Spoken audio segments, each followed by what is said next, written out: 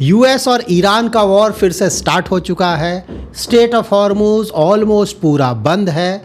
अब हुतीज़ ने भी अटैक करना शुरू कर दिया है और रेड सी में भी प्रॉब्लम्स हैं। लेकिन इसके बाद भी स्टॉक मार्केट देखें तो ज़्यादा निगेटिविटी आपको देखने को नहीं मिलेगा ना। पिछले कुछ दिनों से तो रिटर्न भी आया, आज भी देखें तो एटलीस्ट कुछ सेक्टर्स में आज भी पॉजिटिविटी है। और सबसे बड़ी बात ना, यूएस से न्यूज़ आ रहा है कि हम रसिया से ऑयल ख़रीद रहे हैं तो 100% तक का टैरिफ हम पे लग सकता है। इन सब के बीच भी मार्केट टिका हुआ है, तो ऐसा क्यों है इस वीडियो में हम यही डिटेल में जानेंगे। सबसे पहले मार्केट्स को देख लेते हैं कि इंडियन मार्केट के हालात क्या है और बाहर के मार्केट्स में क्या हो रहा है। तो इंडियन मार्केट्स देखें तो यहाँ पे large cap, mid cap, small cap का परफॉर्मेंस चेक कर सकते हैं। सेक्टर थीम्स अगर देखेंगे तो सुबह आईटी का परफॉर्मेंस बहुत ज़्यादा अच्छा था, अभी भी बुरा नहीं है लेकिन पहले से तो गिरा है। ऑटो का परफॉर्मेंस ठीक है और नीचे भी देखेंगे तो थोड़ा बहुत कहीं कहीं आपको पॉजिटिविटी दिखेगा। सो ओवरऑल कोई खास परफॉर्मेंस नहीं है लेकिन कोई बहुत ज़्यादा निगेटिविटी भी नहीं है। बाहर देखते हैं तो यूएस मार्केट तो कल बहुत ज़्यादा गिरा था। यहाँ पे देखिए, इसको मैं एक्सप्लेन करूँगा क्या हुआ था। उसके बाद एशियन मार्केट्स देखेंगे तो मिक्स्ड है ना। यहाँ पे जैसे ऑस्ट्रेलिया, चाइना का मार्केट तो गिरा हुआ है लेकिन जापान का मार्केट ऊपर है। यूरोपियन मार्केट्स देखेंगे तो ये भी मिक्स्ड है। लाइक फ्रांस का मार्केट देखिए काफ़ी अच्छा कर रहा है लेकिन दूसरे मार्केट्स मोस्टली फ्लैट हैं। क्रूड ऑयल अगर आप देखेंगे तो अभी 92 के आसपास आ गया है, 93 से भी ऊपर था, 94 के आसपास चल रहा था। तो यहाँ पे ऑफ कोर्स पहले के मुकाबले तो ये भी बढ़ रहा है। सबसे पहले यूएस मार्केट रिलेटेड कुछ न्यूज़ को कवर कर लेते हैं क्योंकि यूएस मार्केट में क्या होता है उसका असर पूरे वर्ल्ड के मार्केट्स पे पड़ता है। तो वहाँ का अगर 10 ईयर G-Sec देखेंगे तो 4.7% जा चुका है। मैंने बताया था ना कि ये 5% के आसपास की तरफ जा रहा है धीरे धीरे, तो 4.7 ऑलरेडी ये पहुँच चुका है। और इससे भी बड़ी बात, इसका अगर 30 ईयर बॉन्ड देखेंगे ट्रेजरी यील्ड तो 5.20% हो गया है और ये जुलाई 2007 के बाद से सबसे ज़्यादा है। जुलाई 2007 में ये 5.244% के आसपास था, तो ऑलमोस्ट वहीं पे है। और जैसे हालात हैं हो सकता है कि आने वाले समय में उससे भी ऊपर चला जाए। तो हो क्या रहा है यूएस में, तो देखिए कल फेड का मीटिंग आउटकम था तो उसमें रेट हाइक नहीं किया गया। एक्सपेक्टेड भी था कि भाई कोशिश करेंगे कि जितनी देर में रेट हाइक करें क्योंकि अच्छा है नहीं, लेकिन इन्फ्लेशन तो नहीं कम रहा है। ऑल्दो जून में इन्फ्लेशन थोड़ा कम होकर आया यूएस में 3.5%, लेकिन उनको तो 2% ले जाना है ना। और प्लस लड़ाई फिर से शुरू हो चुका है, क्रूड ऑयल का प्राइस फिर से ऊपर जा रहा है। तो हो सकता है कि जुलाई का जब इन्फ्लेशन फिगर आए तो और बढ़कर आएगा। तो यहाँ पे डर ये है कि शायद अगर इसी तरह से इन्फ्लेशन बढ़ता रहा यूएस में तो सितंबर में फेड को इंटरेस्ट रेट हाइक करना पड़ेगा। और इंटरेस्ट रेट हाइक किसी भी मार्केट के लिए कोई अच्छी खबर नहीं होती है, उसका असर पूरे वर्ल्ड के मार्केट्स पे पड़ सकता है। आप लोग आईटी सेक्टर रिलेटेड भी क्वेरी आया था क्योंकि पिछले कुछ दिनों से तो परफॉर्मेंस अच्छा आ रहा है। क्यों आ रहा है?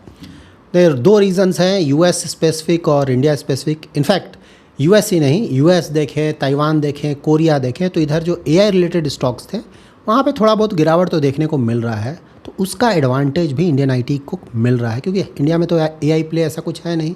तो वहाँ जब प्रॉब्लम होगा तो थोड़ा बहुत यहाँ पे बेनिफिट मिलेगा। पहले भी हम लोग ये सब डिस्कस कर चुके हैं। और इंडियन आईटी कंपनीज़ का परफॉर्मेंस भी देखें ना, अभी रिजल्ट्स आ रहा है तो पहले के मुकाबले थोड़ा बहुत इम्प्रूवमेंट देखने को मिल रहा है। ऐसा नहीं कि कोई बहुत ज़्यादा बड़ा इम्प्रूवमेंट है, ठीक है, थोड़ा बहुत इम्प्रूवमेंट कहीं कहीं किसी कंपनी में देखने को मिल रहा है। लेकिन कमेंट्री जो है, फ्यूचर गाइडेंस, वो पहले के मुकाबले थोड़ा पॉजिटिव आया है कि चीज़ें शायद थोड़ी सुधर रही। हाँ, मिड कैप के कुछ कंपनीज़ का परफॉर्मेंस तो काफ़ी अच्छा आया है। तो देखिए ये थोड़ा बहुत पॉजिटिविटी है। और वैल्यूएशन तो आपको पता ही है ना, कॉन्ट्राबेट, इसीलिए मैं बोलता हूँ वैल्यूएशन बहुत नीचे आ गया पहले के मुकाबले। तो अगर यहाँ पे थोड़ा भी पॉजिटिविटी दिखेगा अर्निंग फ्रंट पे कि भाई प्रॉफिट ग्रोथ आ सकता है, तो ऑफकोर्स यहाँ पे थोड़ा बहुत तेज़ी देखने को मिल सकता है और वही फिलहाल देखने को मिल रहा है। अगर आप सिर्फ इंडियन स्टॉक मार्केट में इन्वेस्टमेंट करते हैं तो हो सकता है कि आप नेक्स्ट डिकेड के कुछ बड़े वेल्थ क्रिएटर्स को मिस कर दें। Apple, Microsoft, Nvidia, Amazon, Google, Meta, ये सारी कंपनीज हम सबके डेली लाइफ का एक बड़ा हिस्सा है, लेकिन इनमें से कोई भी इंडिया में लिस्टेड नहीं है। और ये कंपनीज आज ना सिर्फ फ्यूचर को सेव कर रही हैं बल्कि बहुत तेज़ी से ग्रो भी कर रही हैं। एग्जाम्पल के तौर पे एनवीडिया ने पिछले 5 सालों में लगभग 1000% का रिटर्न दिया है। पिछले 1 साल में यूएस के अगर आप S&P 500 का रिटर्न चेक करेंगे तो लगभग 18% के आसपास का रिटर्न आया है, जबकि इंडिया में अगर आप निफ्टी 50 का परफॉर्मेंस देखेंगे तो कोई खास परफॉर्मेंस नहीं है, इनफैक्ट थोड़ा बहुत निगेटिव रिटर्न ही आया है। तो अगर आपके इन्वेस्टमेंट्स ग्लोबली डाइवर्सिफाइड होंगे तो आप better risk adjusted return generate कर पाएंगे। यूएस मार्केट में इन्वेस्ट करने का एक बहुत बड़ा फायदा है करेंसी डिप्रिसिएशन। मान लीजिए पिछले साल $1 अबाउट 85 रुपये के आसपास था, जो कि आज 95 के आसपास हो चुका है, जो कि लगभग 12% का ग्रोथ है। लॉन्ग टर्म में रुपये की डिप्रिसिएशन ओवरऑल रिटर्न्स को और ज़्यादा बूस्ट कर देता है। आरबीआई के लिबरलाइज्ड रेमिटेंस स्कीम के under Indian investors legally US stocks में इन्वेस्ट कर सकते हैं और आईएनडी मनी गिफ्ट सिटी से ऑपरेट करता है और एक IFSCA रेगुलेटेड प्लेटफॉर्म है। अगर आप यूएस मार्केट में इन्वेस्ट करना चाहते हैं तो आईएनडी मनी इस पूरे प्रोसेस को काफ़ी आसान बना देता है। इसका सबसे पहला फीचर जो मुझे बहुत पसंद है वो है फ्रैक्शनल इन्वेस्टिंग। मतलब अगर किसी कंपनी का एक शेयर बहुत महंगा है तो आपको पूरा शेयर खरीदने की ज़रूरत नहीं है। आप सिर्फ 100 रुपीज़ या अपने कन्वीनियंस के हिसाब से उसका एक छोटा सा हिस्सा खरीद सकते हैं और जैसे जैसे पूरा शेयर ग्रो करेगा आपका पार्ट भी सेम रेट से ग्रो करेगा। दूसरा फीचर है यूएस स्टॉक SIP। आप सिर्फ 500 रुपीज़ से वीकली या मंथली SIP शुरू कर सकते हैं। इतना ही नहीं, इसमें ग्लोबल ETFs के जरिए एक ही इन्वेस्टमेंट में साउथ कोरिया और ताइवान जैसे ग्रो करने वाले मार्केट्स में भी इन्वेस्ट कर सकते हैं। ये कंट्रीज AI और सेमीकंडक्टर बूम की वजह से फ्यूचर को सेव कर रही हैं। आईएनडी मनी का टैक्स सेंटर आपको रेडीमेड टैक्स रिपोर्ट्स प्रोवाइड करता है, जिससे आपकी ITR फाइलिंग काफ़ी सिंपल हो जाती है। और सबसे अच्छी बात, यहाँ पर अकाउंट ओपनिंग बिल्कुल फ्री है और KYC प्रोसेस भी काफ़ी स्मूथ है। तो अगर आप भी लॉन्ग टर्म वेल्थ क्रिएशन के लिए ग्लोबल डाइवर्सिफिकेशन करना चाहते हैं तो डिस्क्रिप्शन और पिन कमेंट में दिए गए लिंक से आईएनडी मनी ऐप को चेक करें और अपनी ग्लोबल इन्वेस्टिंग जर्नी को शुरू करें। नाउ आज के टॉपिक पे आते हैं कि भाई इतना सब नेगेटिविटी है फिर भी मार्केट्स होल्ड ऑन तो किए हुए हैं ना, क्योंकि आइडियली इतना सारा जब नेगेटिव न्यूज़ आता है, यूएस मार्केट देखा ना आपने कितने बुरी तरह से गिर गया था, तो इतना नेगेटिविटी के बाद भी मार्केट टिका हुआ है। रीज़न क्या क्या हो सकते हैं? तो देखिए, हमेशा ध्यान में रखें कि मार्केट ज़्यादातर केसेस में फ्यूचर को देख कर रिएक्ट करता है ना, कि फ्यूचर में क्या हो सकता है, 6 महीने या 12 महीने बाद क्या हो सकता है। फिलहाल हो क्या रहा है ना कि ये लड़ाई सही बात है शुरू हो रहा है लेकिन फिर कुछ दिनों में बंद हो जा रहा है। क्रूड ऑयल का प्राइस सही बात है बहुत तेज़ी से ऊपर जा रहा है, फिर से 80 के आसपास आ जा रहा है, तो उससे इंडियन मार्केट्स को थोड़ा बहुत कंफर्ट मिल रहा है कि भाई ठीक है ये चल रहा है लेकिन लंबा नहीं खींचेगा, फिर से रुक जाएगा। एक तो ये, दूसरा मैंने कल भी आप लोगों को बताया था कि अर्निंग ग्रोथ फ्रंट पे थोड़ा पॉजिटिविटी तो है। मतलब धीरे धीरे जैसे जैसे क्वार्टर हम क्रॉस करते जा रहे हैं वैसे वैसे इंडियन कंपनीज़ का जो अर्निंग ग्रोथ है, प्रॉफिट ग्रोथ है, वो थोड़ा बहुत उसमें इम्प्रूवमेंट आता जा रहा है, तो बहुत बड़ा पॉजिटिव है। और बाहर मैंने ऑलरेडी एक्सप्लेन किया कि AI स्टॉक्स में प्रॉब्लम थोड़ा चल रहा है, तो उसका भी एक पॉजिटिव असर इंडियन मार्केट्स पे आ रहा है, तो ये सब हमें ध्यान में रखना है। और देखिए, सबसे बड़ा जो प्रॉब्लम क्या है ना, मैंने पहले बताया कि वॉर हमारे लिए ज़्यादा प्रॉब्लम नहीं है, मतलब इंडियन मार्केट्स के लिए उनको सिर्फ मतलब है क्रूड ऑयल से, कि क्रूड ऑयल कंट्रोल में रहे। तो क्रूड ऑयल हम देख रहे हैं, सही बात है ऊपर जाता है, लेकिन इतना ज़्यादा क्रूड ऑयल का सप्लाई है ना कि जैसे ही मामला थोड़ा ठंडा होता है फिर से क्रूड ऑयल नीचे आने लगता है, तो इसीलिए उतना ज़्यादा निगेटिविटी फ़िलहाल नहीं आ रहा है।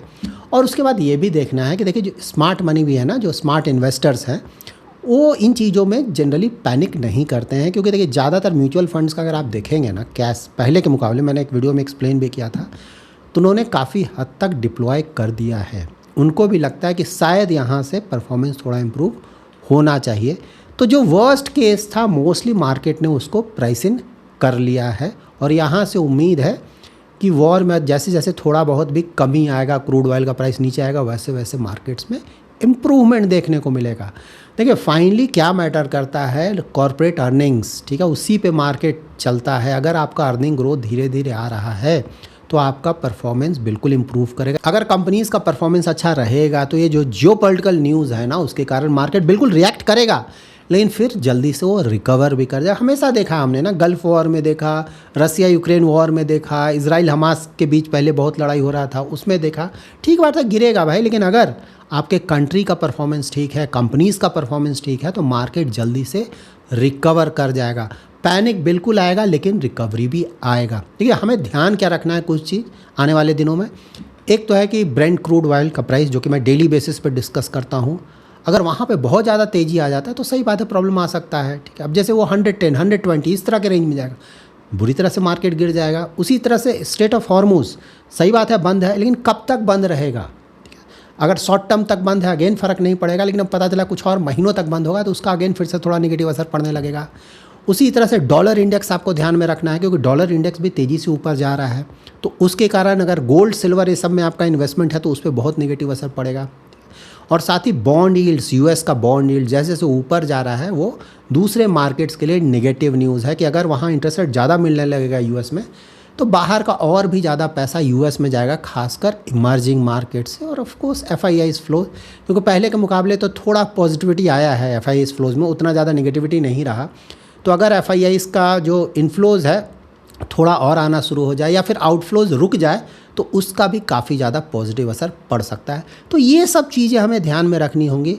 और प्लस सबसे बड़ा अभी जो फैक्टर है ना वो है कि 100% जो टैरिफ लगाने की बात चल रही है, तो इस टॉपिक को कल के वीडियो में मैं डिटेल में डिस्कस करूँगा ताकि आप समझ सकें कि क्या है और इससे क्या हो सकता है। So that's it in this video. अगर आपको ये वीडियो पसंद आया है तो ज़रूर लाइक एंड शेयर करें। पहली बार हमारे यूट्यूब चैनल पे आए हैं तो चैनल को जरूर सब्सक्राइब करें। Thanks lot for watching.